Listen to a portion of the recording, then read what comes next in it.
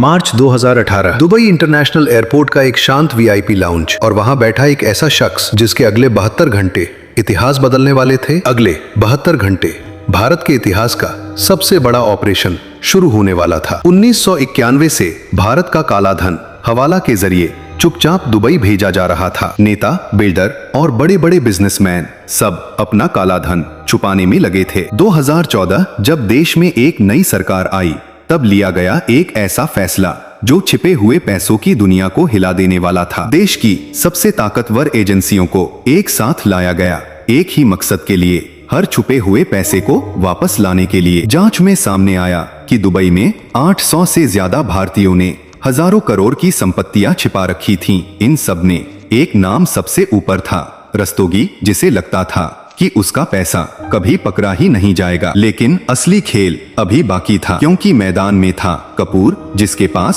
सबसे ज्यादा दाव लगा था। यही से खेल बदल गया जब भारत और यूएई के बीच एक ऐसा समझौता हुआ जिसने छुपे हुए पैसों के दरवाजे खोल दिए। और फिर शुरू हुआ ऑपरेशन रिकवरी। पहले 24 घंटे टीम के सभी अफसर अलग अलग फ्लाइट्स से चुपचाप दुबई पहुंच चुके थे। दुबई पहुंचते ही एक गुप्त बैठक रखी गई जहां तय हुआ इस ऑपरेशन का हर अगला कदम। हर बैंक अकाउंट, हर प्रॉपर्टी एक एक कर वेरीफाई की जा रही थी। लेकिन दूसरे ही दिन इस ऑपरेशन की भनक बाहर पहुंच गई। अब हर कोई अपना पैसा बचाने में लग गया, ट्रांसफर, छुपाना और भागना। लेकिन तब तक बहुत देर हो चुकी थी, क्योंकि यूएई सरकार उनके सारे अकाउंट फ्रीज कर चुकी थी। तीसरे दिन हालात पूरी तरह बदल चुके थे। फोन कॉल्स, डर और सिर्फ एक सवाल, अब क्या होगा। और फिर सामने आई भारत की टीम जो इस पूरे खेल को खत्म करने आई थी। अब उनके सामने सिर्फ दो रास्ते थे, या तो पैसा वापस करो या फिर जेल जाने के लिए तैयार हो जाओ। और आखिरकार रस्तोगी